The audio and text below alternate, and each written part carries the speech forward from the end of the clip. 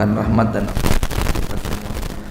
Salawat dan salam semoga tercurah pada baginda Nabi Muhammad SAW, juga pada keluarga, kerabat, sahabat dan umatnya yang setia meniti jejaknya sampai hari kiamat. Semoga kita termasuk umat beliau yang mendapatkan syafaatnya di yaumul hisab. Hampir 4 bulan Pak ya, saya absen karena berhalangan. Alhamdulillah malam ini kita dipertemukan kembali. Kita masuk pada bab kedua, peristiwa ataupun hadis-hadis akhir zaman yang terkait dengan kemanusiaan. Ya. 8 dari Anas bin Malik bu'istu ana wasa'atu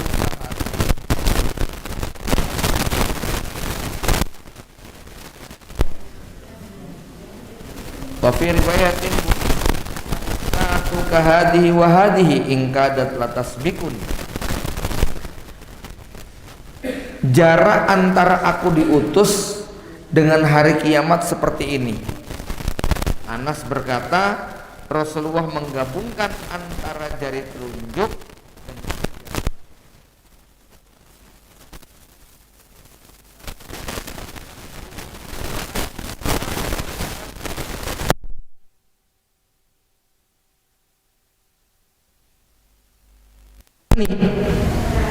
ingkadat latasbikuni, hampir-hampir kiamat itu membalap aku. Yang pertama hadis Bukhari, yang kedua hadis Imam Ahmad. Hadis ini, dua hadis ini adalah gambar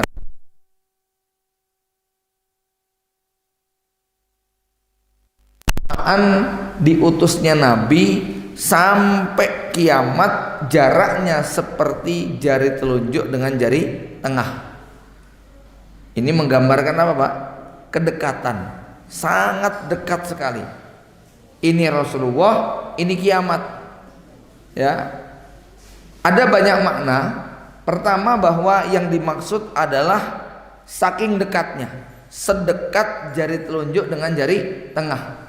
Walaupun tentu kalau dibuat tahun sudah 15 abad Nabi meninggalkan kita, tapi kita belum menyaksikan satupun tanda kiamat besar. Ya, artinya dekat itu tapi yo lama gitu loh. Jauh juga ternyata 1500 tahun jaraknya. Ini yang pertama. Yang kedua, yang dimaksud adalah seperti jarak antara telunjuk dan jari tengah yang tidak ada jari di tengahnya. Kan nggak ada jari di sini ya Pak. Maksudnya apa? Ini Rasulullah, ini kiamat. Antara Nabi dan kiamat tidak ada lagi Nabi, karena beliau adalah penutup Nabi dan Rasul. Sebagaimana tidak ada jari di antara telunjuk dan jari tengah, tidak ada Nabi di antara Nabi Muhammad SAW dan hari kiamat. Bagaimana dengan Nabi Isa? Nanti akan turun menjelang kiamat. Beliau turun bukan dalam kapasitas sebagai seorang nabi yang kapasitas sebagai umat Rasulullah Sallallahu Alaihi Wasallam. Apa buktinya? Nabi Isa tidak membawa syariat apa-apa. Nabi Isa tidak membawa syariat apa-apa, ya. Nabi Isa syariatnya mengikuti syariat Rasulullah SAW. Puasanya di bulan Ramadan, sholatnya 5 kali 17 rakaat, haji dan umrohnya ya ke Mekah, kan begitu Pak. Ya, zakatnya ya 2,5%. Ya, kecuali satu. Apa itu? Rasulullah SAW Nabi Isa kayak begini, yaitu apa? Kalau Rasulullah itu pilihannya 3, masuk Islam, bayar jizyah,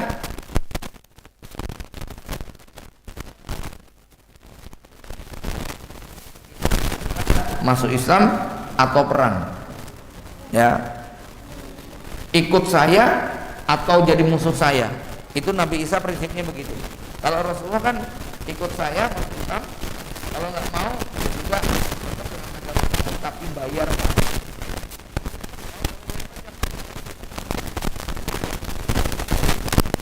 Pilihannya dua.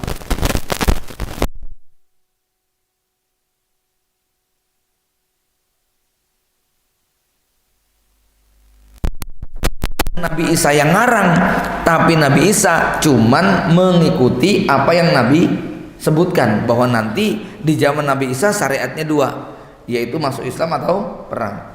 Ya, dan itu dikuatkan juga dengan hadis lain, ya, bahwa Nabi Isa memang berdoa kepada Allah supaya dijadikan sebagai umatnya Rasulullah. Kenapa?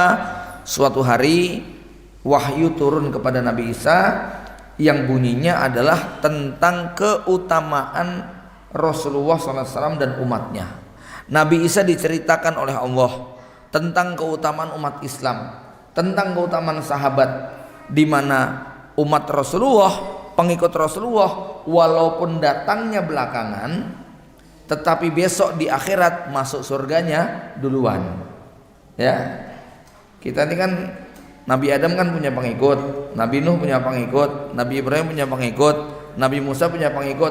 Tapi besok di akhirat, walaupun mereka duluan meninggal dunianya, namun besok di akhirat hisab dan masuk surganya duluan kita.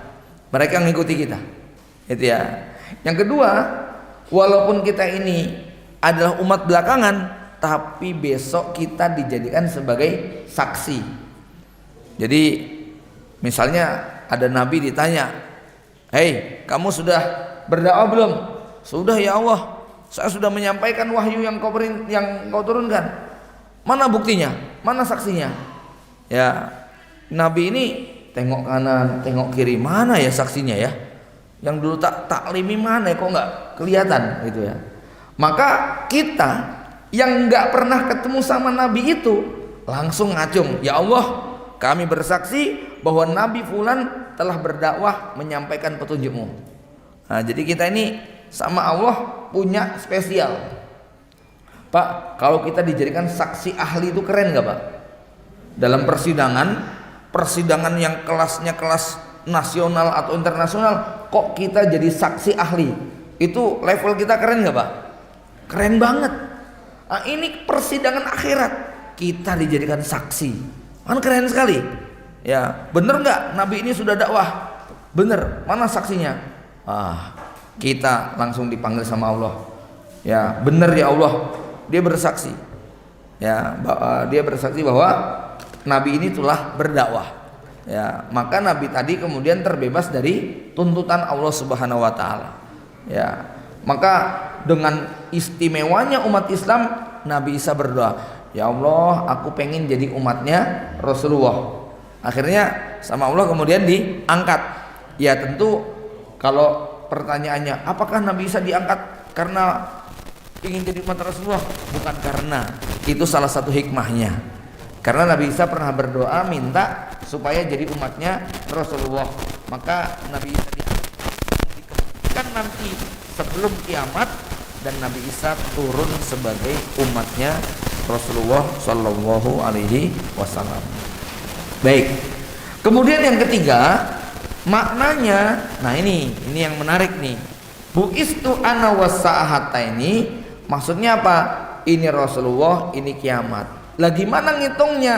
Ngitungnya selisih antara ketinggian jari telunjuk dengan tingginya jari tengah. Jari telunjuk sama jari tengah itu tinggian mana Pak? Jari tengah. Nah, ini Rasulullah, ini kiamat. Ya, berapa selisih antara ujung jari telunjuk dengan ujung jari tengah? Itulah selisih antara diutusnya Rasulullah sampai kiamat. Paham ya Pak? Ya. Lah cara ngitungnya bagaimana? Imam Ibnu Hajar, Imam Suyuti, ya itu membuat perhitungan tentang selisih antara ujung jari telunjuk dan ujung jari tengah. Gak mungkin antum punya jari telunjuk lebih panjang dari jari tengah, gitu nggak? Ya. Tapi ini nggak terlalu jauh nih, jari telunjuk dengan jari tengah itu nggak terlalu jauh. Kalau jari tengah sama jempol jauh gitu kan. Tapi ini jaraknya dekatan nih. Kurang lebih selisih segini. Dan rata-rata selisihnya sama semua. Berapa selisihnya? 1/14. Jadi kalau misalnya tangan kita fotokopi, kemudian fotokopinya kita lebarkan, zoom menjadi 14 cm, maka jari telunjuk itu 13, jari tengah 14 cm. Nah, kalau ini kurang lebih misalnya 7 cm, ya ini 6,5 cm. Gitu ya, Pak. Jadi 6, berapa lah begitu ya. Ya, intinya kata para ulama selisihnya 1/14. Nah, inilah hadis yang dijadikan sebagai dasar premis awal ketika ada sejumlah ulama ataupun penulis yang mengangkat tentang umur umat Islam, yang katanya umat Islam umurnya tidak lebih dari 1500 tahun. Nah, hadis ini dijadikan sebagai patokan awal. Panjang ya cara perhitungannya, nggak perlu saya jelaskan. Tapi intinya ini dijadikan sebagai salah satu dalil tentang adanya perhitungan umur umat Islam yang katanya tidak mencapai 1500 tahun. Ya. Kalau ada yang bertanya, ada nggak sih hadis bahwa umur umat Islam 1500? Tidak ada satupun yang sahih, nggak ada. Cuman sebagian ulama membahas dengan indikator semacam itu. Ya, baik Bapak Ibu yang dirahmati Allah Subhanahu Wa Taala. Nah, yang menarik adalah hadis yang kedua, ketika Nabi mengatakan ingkadat latas bikuni, hampir-hampir kiamat itu membalap aku. Seakan-akan kiamat dengan Nabi dekat, walaupun faktanya sudah 15 abad. Tetapi Bapak Ibu, kalau kita ingin menggunakan pendekatan sains, maka ada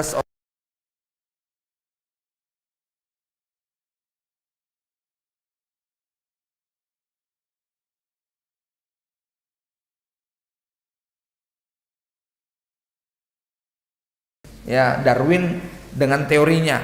Cuman Carl Sagan ini Darwinis yang tadabur. Dia sangat kosmik. Maksudnya sangat kosmik itu bagaimana? Dia sangat mengagumi alam semesta tetapi tidak mengagumi penciptanya. Gitu nggih? Seneng, takjub. Saya punya sekitar 2 atau 3 judul tulisan Carl Sagan tentang yang salah satunya tentang kalender kosmik.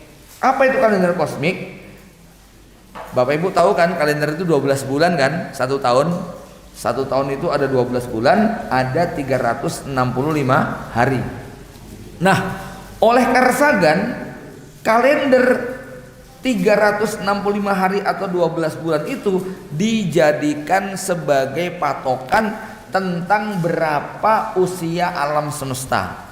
Para ilmuwan mencoba untuk menghitung, dan jenengan kalau klik nanya kepada Google atau buka buku cari referensi, hampir semuanya menyebutkan usia alam semesta sekitar 13,8 miliar tahun. Usia bumi sekitar 4,6 miliar tahun. Ya 4,5 miliar atau 3,5 miliar umur alam semesta. Baik. Kira-kira terbayang nggak Pak? Umur 13 miliar tahun itu terbayang nggak Pak? Ngitungnya piye itu Pak? Nah, saya mudahkan ya.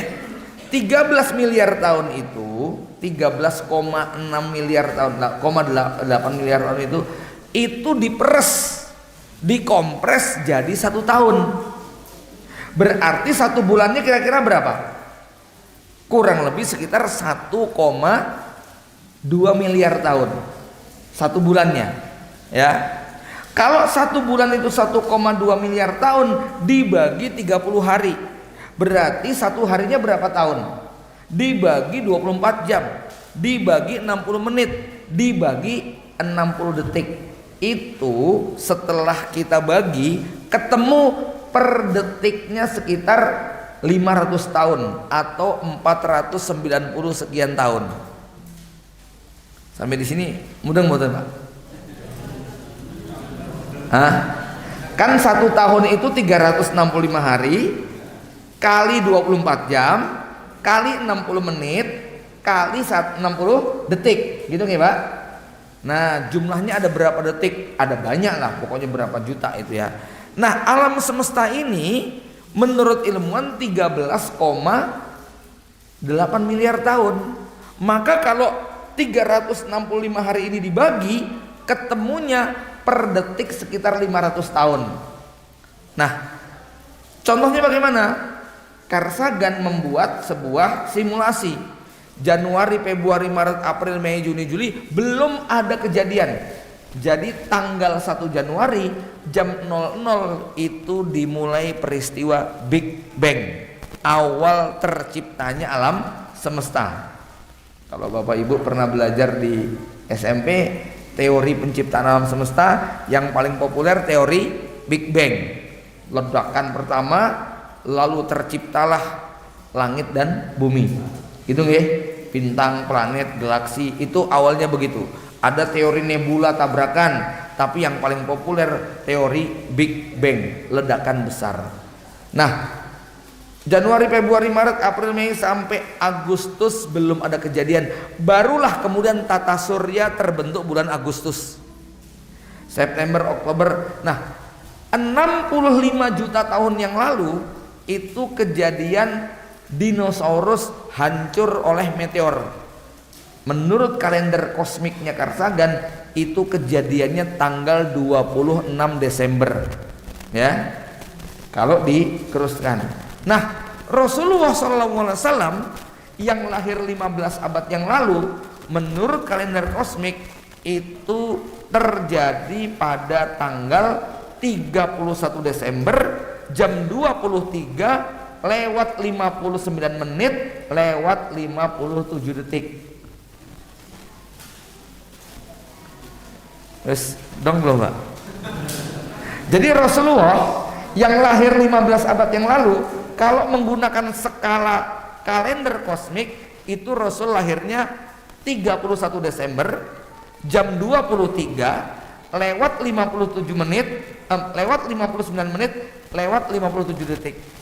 Lah sekarang abad ke-21 ini tanggal berapa? Menurut kalender kosmik sekarang itu sudah tanggal 31 Desember jam 24.00. Sebentar lagi akan apa? Pergantian tahun baru.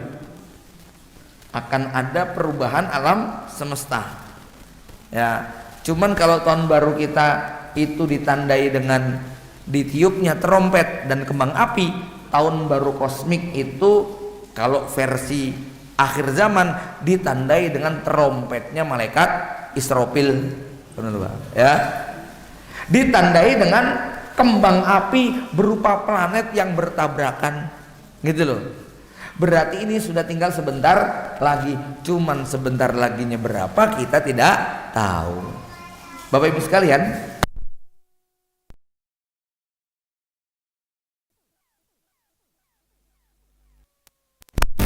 yang 15 abad yang lalu itu sama dengan tanggal 31 Desember jam 23 malam lewat 59 menit lewat 57 detik. Berarti jarak antara Rasulullah lahir dengan ditiupnya sangkakala dekat nggak? Dekat nggak? Dekat, cuman berapa Pak? 3 detik itu loh Pak. Paham ya? Jadi jarak kita dengan Nabi SAW kalau menggunakan kalender kosmik itu cuma 3 detik. Maka di situ Nabi mengatakan apa? Ingkadat latas bikuni, hampir-hampir aku dibalap sama kiamat. Lawang cuma selisih 3 detik kok. Ya tidak? Ibarat jenengan balapan lari cuman menang 3 detik, itu kan sudah mepet, ya tidak? Kenapa? Karena 3 detik ini dibandingkan 1 tahun maka sangat sebentar. Ya. Artinya apa? 1500 tahun memang lama kalau itu umur biologis. Tapi kalau 1500 tahun itu adalah umur kosmik, umur alam semesta, bandingannya 13,8 miliar. Maka jadi jauh sekali. Tapi kalau 1.500 tahun itu dibandingkan 13,8 miliar itu cuma seujung kuku, nggak ada seujung kuku, kecil sekali ya. Tapi kalau 1.500 tahun itu dibandingkan dengan umur manusia, yo memang panjang sekali. Artinya begini Bapak Ibu, ketika Rasul mengatakan aku dengan kiamat seperti ini, nempel, deket, bahkan aku hampir dibalap. Nah itu pendekatannya bukan pendekatan umur manusia. Kalau pendekatannya umur manusia, wah udah 1.500 tahun kita nggak pernah ngelihat kayak apa, lama sekali. Lawang nunggu 2 tahun, 5 tahun saja lama nggak Pak? Ya, lah ini kok 1.500 tahun, kok Nabi bilang sudah sangat dekat sekali. Ya, ya dekatnya kiamat jangan dibayangkan dekatnya gajian awal bulan. Ya, tentu jauh sekali.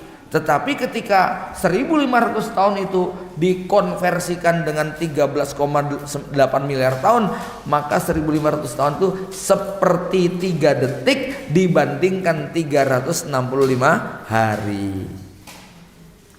Mudah-mudahan nggak kesulitan mencerna ya Pak. Ya, nggak. Saya angkat konsep atau teorinya Carl Sagan tadi, astronom Amerika tadi, sekedar untuk memudahkan. Kok bisa sih Nabi mengatakan hampir-hampir aku kebalap sama kiamat?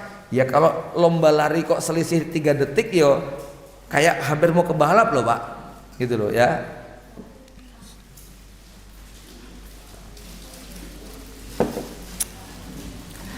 Nah, ada lagi yang menguatkan, yaitu Nabi SAW pernah suatu hari bersama para sahabat. Ada sahabat yang namanya Abdullah bin Umar. Ya, Abdullah bin Umar mengatakan begini. Ya, suatu hari kami duduk-duduk ya bersama Rasulullah SAW dan para sahabat. Saat itu kata Ibnu Umar, matahari sudah mau tenggelam. Maksudnya Ibnu Umar mengatakan begini, waktu sore itu sinar mentari tertutup oleh pegunungan Qauqiain. Ya, pegunungan Qauqiain itu pegunungan yang ada di Madinah, yang kan gini Pak, misalnya orang Magetan itu kira-kira kalau jam 4 sore, bukan Magetan, orang Sarangan, nih jam 4 sore itu ngelihat matahari nggak Pak? Ah, sudah nggak ngelihat lah ya, udah mau ketutup, apalagi jam 5. Tapi kalau kita jam 5 masih ngelihat itu Pak, orang Padang Pasir jam 5 masih ngelihat matahari itu ya, orang pinggir pantai itu jam 5 masih ngelihat matahari. Lah, ini orang gunung. Nah, waktu itu matahari sinarnya tertahan oleh pegunungan Qauqiain. Jadi kurang lebih ba'da asar kejadiannya. Sore hari kata Ibnu Umar. Kemudian Rasulullah SAW mengatakan begini, sesungguhnya perumpamaan umur kalian dibandingkan dengan umat-umat sebelum kalian itu seperti sisa waktu pada sore hari ini. Jadi waktu itu ba'da asar, kurang lebih jam 4 sore. Lalu Rasul mengatakan perumpamaan umur kalian dibandingkan dengan umat-umat sebelum kalian seperti sisa hari pada sore hari ini. Jamaah sekalian ya, dalam hadis lain disebutkan orang Yahudi umurnya seperti ba'da subuh sampai duhur, orang Nasrani seperti ba'da duhur sampai asar, orang Islam seperti ba'da asar sampai matahari terbenam. Jadi Yahudi itu kan duluan, zaman Nabi Musa ya, pada tahun 1300 sebelum Masehi. Kemudian Nasrani pada abad pertama ya. Kemudian umat Islam pada abad ke-6. Rasulullah dilahirkan pada tahun 572, wafat pada tahun 572, wafat pada tahun 631. Ya, 60 tahun Nabi hidup. Nah, jarak antara Nabi Musa kepada Nabi Isa itu 13 abad. Nabi Isa kepada Nabi Muhammad 6 abad. Nabi Muhammad sampai nanti kiamat itu sama seperti ba'da asar sampai maghrib. Nah, ba'da asar maghrib itu dengan ba'da duhur sampai asar hampir sama nggak Pak? Hampir sama ya. Nek dikira-kira duhur jam 12, asar jam 3, maghrib jam 6, kurang lebih begitu. Loh, berarti kita sama dong dengan orang Nasrani.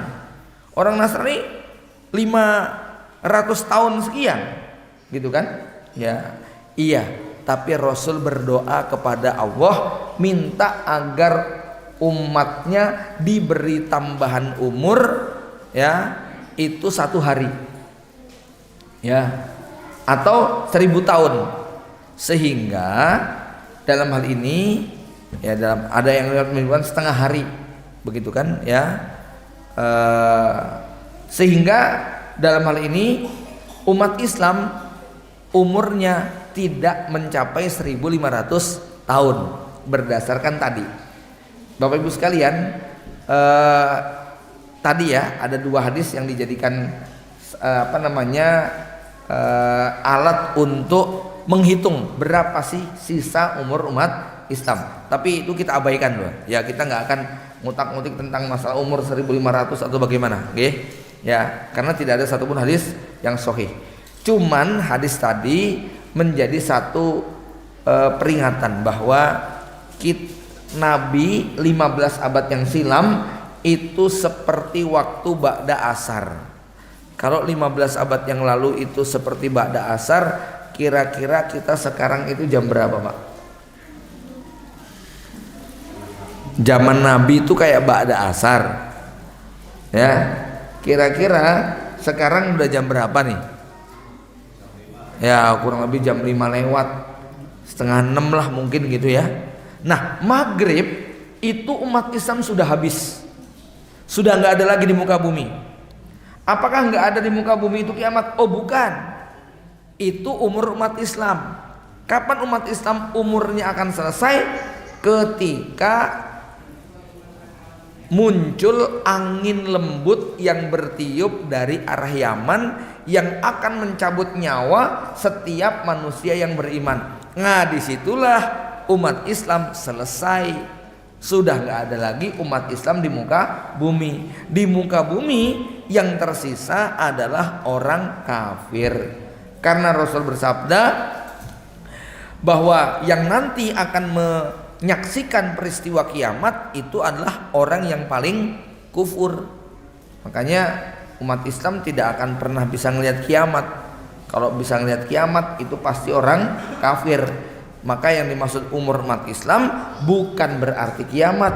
Umur umat Islam itu artinya umat Islam di muka bumi sudah tidak ada lagi.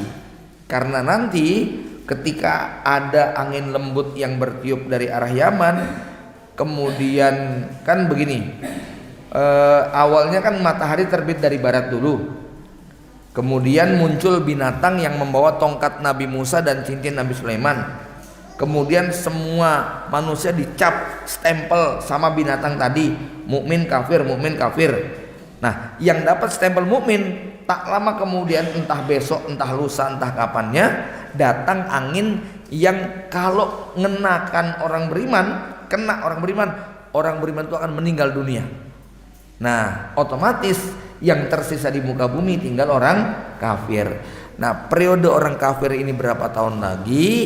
Ada riwayat yang menyebutkan jarak antara jarak antara wafatnya orang beriman di muka bumi dengan kejadian kiamat itu masih 120 tahun lagi menurut riwayat Ibnu Umar. Ya, jadi masih ada 3 generasi yang nanti masih bertahan hidup sebelum malaikat Israfil meniup sangkakala. Ya, maka Bapak Ibu sekalian, hadis tadi menjadi sebuah tolok ukur tentang kita ini sudah menjelang maghrib, Pak. Nek menjelang maghrib itu suasananya biasanya gimana, Mas? Gemerungsung, ya toh? Mulai gelap. Ya, maghrib itu kata Rasulullah simbol apa? Simbol setan mulai pada keluar. Nah, maka menjelang kiamat itu setan pada keluar. Ya, banyak setan gitu loh, Pak. Terus suasananya udah mulai apa? Gelap. Menjelang kiamat banyak fitnah. Fitnahnya disebut fitnah kegelapan, atau bahasa Rasulullah fitnatud duhaima. fitnah kegelapan. Kenapa kegelapan? Orang itu dalam suasana gelap tidak bisa melihat. Jangan kalau gelap itu bisa nabrak. Nah, orang yang hidup di akhir zaman banyak nabrak. Halal haram nggak bisa membedakan. Ya, duit dia atau duit orang nggak bisa dibedakan. Ya, kasih modal kemakan. Termasuk sampai ada yang nggak bisa membedakan istrinya sama istri orang. Itu kan ya. Semua disangka sama aja. Akhirnya terjerumus dalam perbuatan zina. Itu koruptor itu langsung nggak bisa membedakan mana duitnya mana duit masyarakat gitu ya, kemakan semuanya. Kenapa? Karena kena fitnah kegelapan.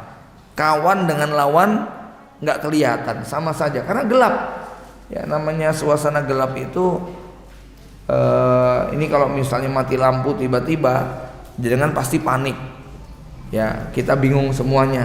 Nek jalan bisa nabrak, nek golek sendal iso keliru. Gitu kan ya, nek arep golek bojo iso keliru gitu loh ya, gandeng bojone sapa anake sapa gitu kan. Kenapa? Gelap, nggak kelihatan. Maka dalam suasana gelap yang dibutuhkan adalah cahaya. Cahaya apa? Cahaya ilmu. Ilmu apa? Ilmu agama. Karena cuman ilmu agamalah yang bisa menjelaskan halal haram. Ilmu agamalah yang bisa menjelaskan dosa dan pahala. Ilmu agamalah yang menjelaskan jalan keselamatan dan jalan kesesatan. Ilmu agamalah yang bisa menjelaskan jalan ke surga dan jalan ke neraka. Hanya ilmu agama yang bisa memberikan jalan ketenangan hidup di dunia. Cuman ilmu agama yang bisa menjelaskan apa yang Allah ridhoi dan Allah murkai. Selain ilmu agama nggak bisa Pak. Ya, ilmu fisika itu nggak bicara surga neraka. Ilmu sejarah nggak berbicara halal haram. Ilmu bahasa itu juga nggak berbicara tentang ridho atau murka. Cuman ilmu agama itulah yang bisa menjelaskan jalan tadi. Sehingga dalam suasana seperti ini kita sangat butuh dengan cahaya, yaitu ilmu agama ya. Baik, jamaah yang dirahmati Allah, satu lagi hadisnya yang kita bahas, munculnya para pendusta dan nabi palsu. Rasulullah SAW bersabda, wa innahu sayakunu fi ummati salasuna kadzabun kulluhum yaz'umu annahu nabi wa ana khatamun nabiyyin la nabiyya ba'di. Akan muncul di tengah umatku 30 pendusta besar, semuanya ngaku sebagai nabi, padahal akulah nabi terakhir dan tidak ada nabi lain sepeninggalku. Ada nabi yang sudah muncul sebelum Rasulullah SAW wafat. Siapa itu Pak? Satu Aswad al-Insi. Ini sudah terbunuh ketika Rasul masih hidup. Dia dukun dari Yaman yang kemudian punya kekuatan militer, pasukan yang sangat besar, sampai para sahabat terpaksa tunduk dan bergabung dalam pemerintahan Aswad al-Insi. Ya, termasuk sahabat mulia yang bernama Fairuz ad-Dailami. Ya, Fairuz ad-Dailami ini akhirnya mengatur strategi. Ya, istri sahabat Nabi ada yang dibunuh, sahabatnya ada yang dibunuh, istrinya kemudian diambil sama Aswad al-Insi. Ya, terpaksa dia menikah sama dukun. Padahal ini sahabiyah, tapi kemudian dia mengatur strategi pada satu malam yang akhirnya melalui istrinya Aswad al-Insi inilah Fairuz ad-Dailami berhasil menjebol kamar yang dijaga ketat oleh pasukan Fairuz sampai kemudian berhasil memenggal kepalanya Aswad al-Ins. Kemudian ada lagi nabi palsu yang muncul di zaman Nabi tapi belum mendeklar sebagai nabi palsu. Namanya Musailimah al-Kadzab. Ya. Musailimah al-Kadzab ini nanti memberontak pada zaman Abu Bakar As-Siddiq. Kemudian ada lagi nabi perempuan namanya Sajjah. Ini juga seorang nabi yang muncul setelah Rasulullah SAW wafat, yang kemudian Sajjah menikah dengan Musailimah Al-Kadzab. Lalu pasukan mereka makin kuat, lalu mereka menyerang kaum muslimin. Total pasukan mereka lebih dari 50.000 tentara, tapi berhasil dikalahkan oleh Abu Bakar As-Siddiq dalam satu peperangan yang namanya Perang Yamamah, ya, yang disebut dengan Perang Bustanul Maut, benteng kematian, karena di situ Musailimah akhirnya terbunuh, ya. Jamaah yang dirahmati Allah, siapa lagi kan 30, baru disebutin 3 tadi, ya. Sepanjang zaman muncul nabi-nabi, termasuk nabi palsu yang paling terkenal di abad modern. Kalau levelnya internasional ada namanya Mirza Ghulam Ahmad, yang kemudian punya aliran namanya Ahmadiyah. Ini nabi palsu beneran nih. Kalau di Indonesia banyak Pak, nabi palsu banyak sekali. Cuman ya yang dihitung sama Rasulullah bukan yang level-level RT kampung gitu. Ya levelnya ya nabi palsu yang cukup populer.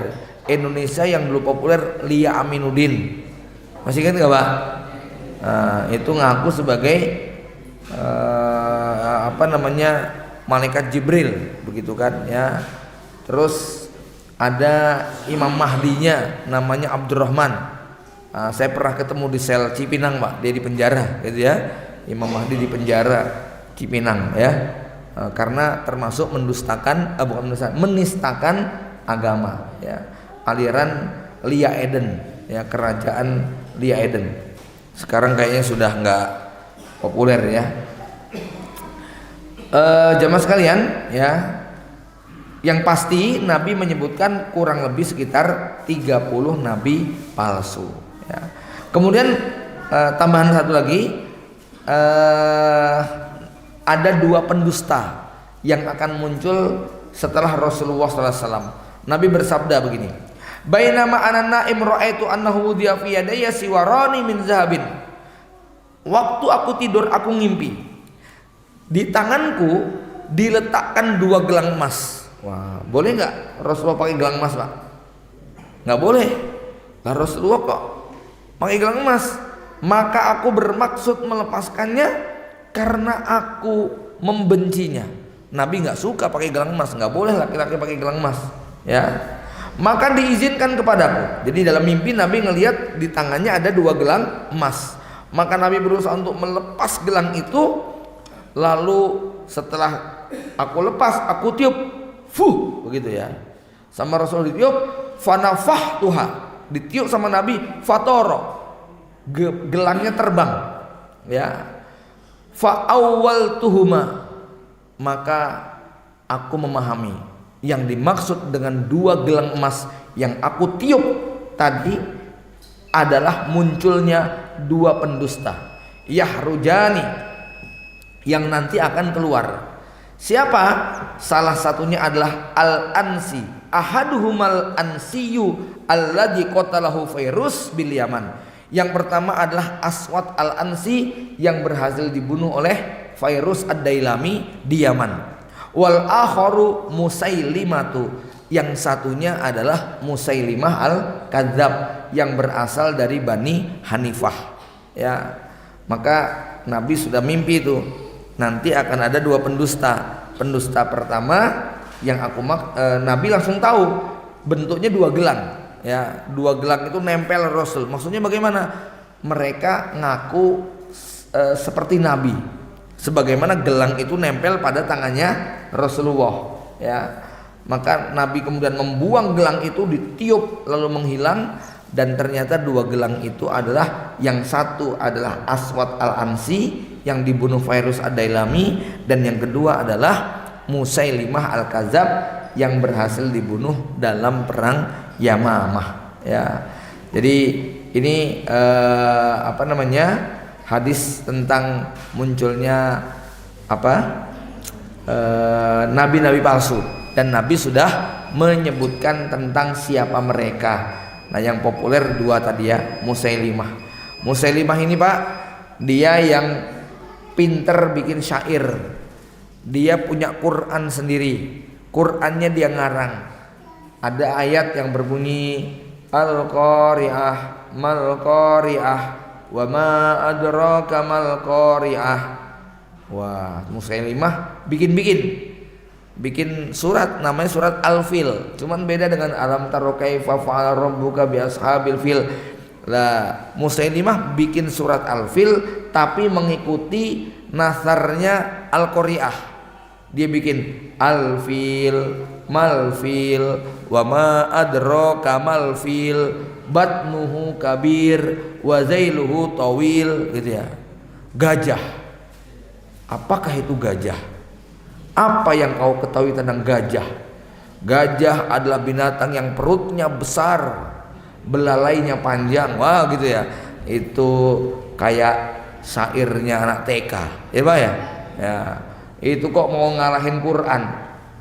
Ya, ada surat wal adiyati dobha fal muriyati qadha fal mughirati subha fa asarna bihi naq'a. Itu maknanya kan Masya Allah kalau kita buka tafsirnya, kalau kita renungkan kandungannya.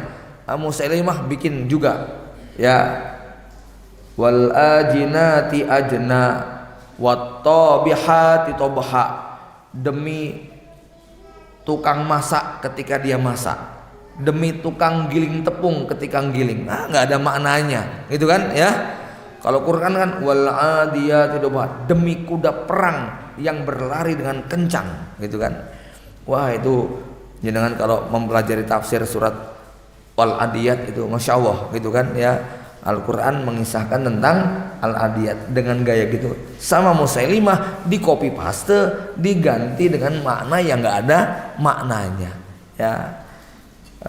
Ada lagi juga surat Difda, surat kodok, gitu kan ya. Itu juga jelek sekali artinya, nggak bermakna ya. Namanya sudah jadi penguasa nggih Pak, walaupun ngomongnya pelegak pelegu nggak jelas tetap dihormati, menurut Pak ya. Iya, namanya sudah berkuasa ya, ngomong nggak bisa, bikin syair keliru,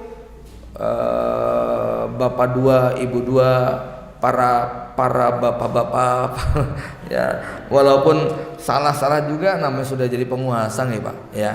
Ya begitulah Musailimah al-Kadzab ya, pendusta, walaupun ngomongnya bohong semua, namanya tetap berkuasa, tetap saja dihormati oleh anak buahnya ya. Demikian Bapak Ibu yang dirahmati Allah Subhanahu wa taala, mudah-mudahan kita diberikan perlindungan Allah dari segala fitnah akhir zaman ya, yang makin kesini kita rasakan, apalagi dengan ditemukannya file Epstein, gitu kan ya. Banyak hal yang membuat kita jadi terbelalak. Saya belum bisa bicara banyak kalau bab beginian karena banyak konspirasi dan hal-hal yang sangat tersembunyi nggih. Tapi insya Allah kalau kita pelajari pesan-pesan Nabi akhir zaman, kita nanti akan menemukan benang merah dari semua kejadian-kejadian yang ada.